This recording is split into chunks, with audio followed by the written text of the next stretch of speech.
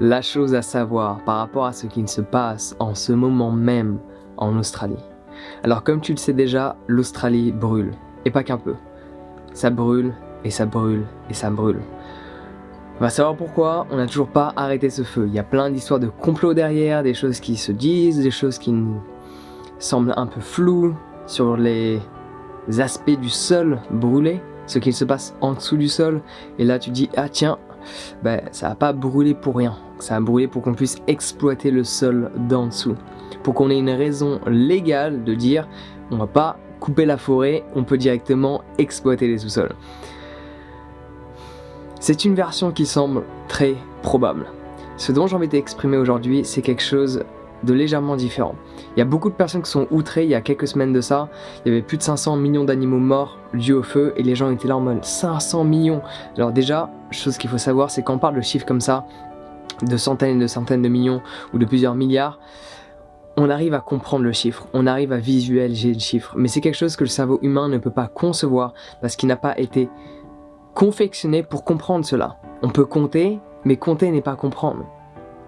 On ne peut pas assimiler concrètement ce que cela signifie. Voir une personne mourir, on sent une émotion.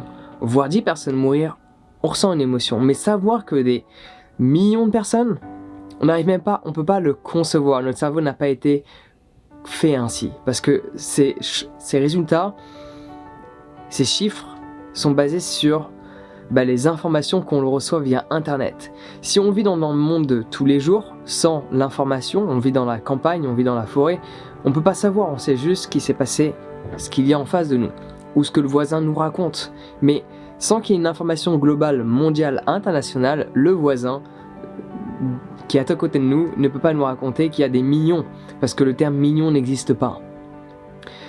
Après, cela est véridique, cela existe à l'heure actuelle.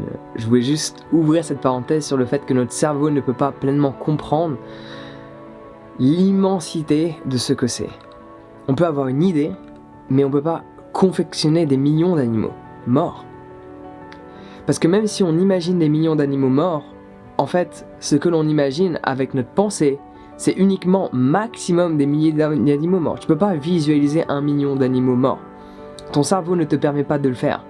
Si tu me crois pas, fais le test maintenant.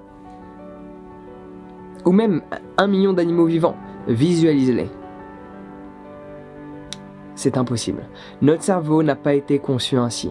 Il peut juste visualiser ce qu'il est capable de voir. C'est pour cela que tu n'es pas capable de visualiser 1 million d'animaux vivants ou morts. Tout comme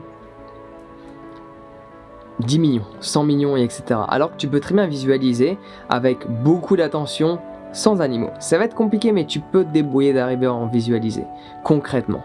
Parce que ton cerveau, il est plus apte à voir cela. C'est pour cela qu'il est capable de le visualiser. Ce que je veux exprimer, c'est qu'à l'heure actuelle, il y a plus d'1 milliard d'animaux qui ont été brûlés et par ce fait morts via l'incendie en Australie. Et les gens, chose qui est beau, en sont complètement choqués. Et ils veulent trouver une solution pour arrêter ce massacre, sans même réaliser qu'à côté de ça, on tue plus de 150 milliards d'animaux chaque année pour notre plaisir dégustatif. Et c'est ça dont j'ai envie de te parler. Parce qu'il y a pas mal de choses qui ont déjà été mises en place par rapport à l'Australie, et vu les différentes versions de conspiracy, de controverses qui sont en train d'être mises en place, reliées à l'exploitation des sols australiens, tu dis que bon, dans tous les cas, good luck pour arrêter ça. Ça va s'arrêter à un moment donné où on va arriver sur des terres qui ne sont pas à exploiter. C'est triste, mais j'ai l'impression que c'est ce qui va arriver. En attendant, le point que j'ai envie d'exprimer, c'est qu'il y a plus d'1 milliard d'animaux qui sont morts, dus au feu, mais à côté de ça, on tue plus de 150 milliards par an.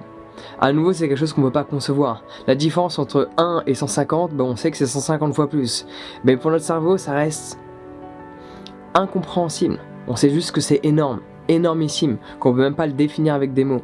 Ce qu'il faut réaliser, c'est que si tu trouves que ce massacre qui se déroule à l'heure actuelle en Australie, que ce soit un massacre dit pseudo-naturel, alors que dans tous les cas ça ne peut pas être naturel parce qu'on influence le réchauffement climatique, par ce fait on influence les feux, donc qu'est-ce qui est naturel, qu'est-ce qui ne l'est pas, ou est-ce un complot, là du coup on sait, tout le monde est d'accord que quand c'est un complot, c'est pas naturel, que quand c'est naturel, laisse vraiment. Parce que nous, en tant qu'être humain, on a influencé le naturel. Sauf que si on l'influence, est-ce naturel? Mais étant donné qu'on fait partie de l'environnement de la nature, chaque influence que l'on a peut être considérée naturelle. Donc à nouveau, ce qui est naturel, ce qui ne l'est pas, peut être amené à la réflexion de c'est subjectif. Est-ce que ça l'est? Est-ce que ça l'est pas? J'aimerais juste que tu réalises que si tu trouves ça aberrant ce qui se passe en Australie, si tu es vraiment touché par tous ces animaux qui sont morts comme ça pour rien, 1 milliard d'animaux qui sont morts pour rien, que se passe-t-il au niveau de tes émotions si tu réalises que tu contribues à la mort de 150 milliards d'animaux par an? Pour rien. Parce qu'on peut être en très bonne santé sans consommer d'animaux. Regarde comment je me sens. Je me sens super bien. Mentalement, physiquement, je suis au top. Et je consomme pas d'animaux. Et encore mieux, je consomme encore pas de produits d'origine animale. Parce que c'est pas juste je ne les tue pas, je ne les exploite pas. Je ne vais pas créer de la souffrance que je vais recevoir par la suite en les consommant. Donc moi je te propose de faire une semaine de challenge, une semaine 100% végétale. Je t'ai confectionné en collaboration avec le chef vegan que je fais venir lors de mes retraites spirituelles, des petits plats faciles et rapides. Donc pas d'excuses de ça prend du temps, pas d'excuses de c'est compliqué. T'as 7 recettes pour le matin, 7 recettes pour le midi, 7 recettes pour le soir et c'est gratuit. Donc clique sur le lien dans la description pour le télécharger et crée le changement que tu veux expérimenter. Parce que si tu trouves ça aberrant ce qui se passe et que tu as envie de faire quelque chose, mais pour être honnête, toi et moi, qu'est-ce que tu veux qu'on fasse face à un feu? Okay, c'est aux autorités de l'arrêter, on va pas aller jeter de l'eau. C'est bien beau l'histoire du colibri, mais parfois il faut être juste réaliste. Être optimiste, c'est pas voir la réalité telle qu'elle est. Vas-y avec ton seau, alors certes si on y va tous, mais même si on y va tous, l'Australie fait plus de 12 fois la France. Je te laisse imaginer. C'est assez complexe, surtout quand t'es dans le désert. Tu vas juste aller dans le désert comme ça, il faut que tu partes avec des réserves d'eau pour toi et transporter de l'eau. Le fait que tous les individus transportent de l'eau, si on part sur cette logique-là, t'imagines la pollution qu'il va falloir mettre en place? Donc il y aura toujours un...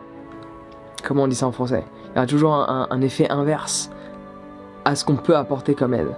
Après, il faut prendre en considération que les feux en Australie sont normales et que les aborigènes de base déclenchent des feux de forêt immenses pour réguler la végétation et les animaux. Et aussi chasser. Donc il y a un aspect naturel et il y a un aspect utile au feu. Mais pas de cette ampleur-là, ça semble évident. En attendant, si tu veux créer le changement par rapport à cette aberration qui a pu émerger en toi, due à tous ces animaux qui sont morts pour rien, tu peux en sauver. Chaque jour, quand tu simplement décides de ne plus en consommer.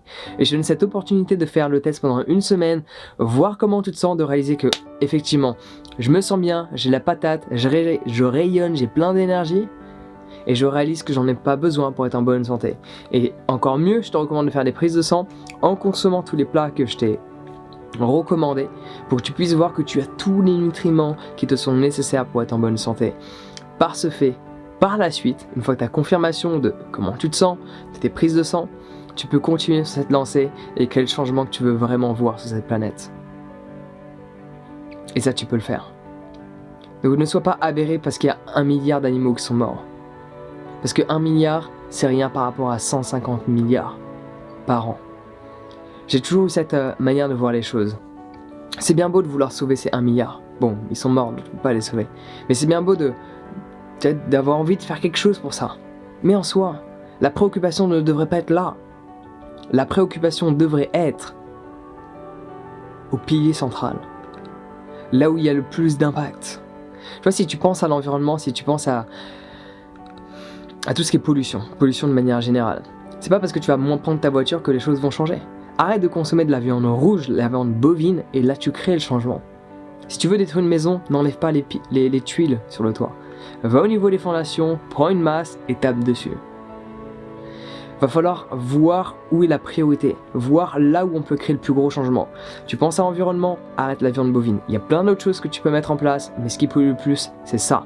Donc s'il y a une chose à arrêter, en priorité numéro 1, c'est ça. Si tu te sens outré par tous ces animaux qui sont morts, c'est pas en envoyant $1 à l'Australie que les choses vont changer. Par contre, en éliminant tous les aliments, c'est-à-dire tous ces animaux morts dans ton frigo, chaque jour, imagine à la fin de l'année combien d'animaux tu as sauvés. Beaucoup plus que si tu envoyais $10 à l'Australie, je peux te l'assurer.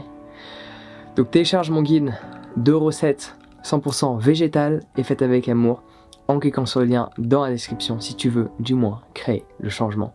Sur ce, prends soin de toi, passe une excellente journée et on se retrouve directement de l'autre côté.